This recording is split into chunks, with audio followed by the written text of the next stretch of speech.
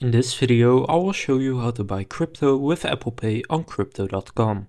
So first up, open up the Crypto.com app, and then what you want to do is go ahead and click on buy.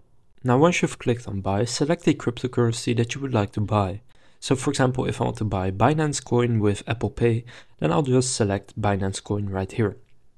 Now here you want to select how much you want to buy. So you can either select how much you want to buy in terms of the cryptocurrency you're buying or in terms of your fiat currency. And I'll select 25 euros as an example. Then for the payment method, you want to go beneath credit and debit card, and for me it shows Apple Pay right here. If it doesn't show Apple Pay yet, click on add payment method and you will get the option to add it right here. Now for me, I have already added it, so I'm just going to select Apple Pay and then click on buy in the bottom.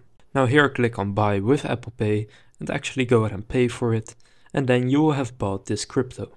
So that's how to buy crypto with Apple Pay on Crypto.com. If this video was helpful, please consider leaving a like and subscribing to my channel. And with that being said, I will see you in the next video.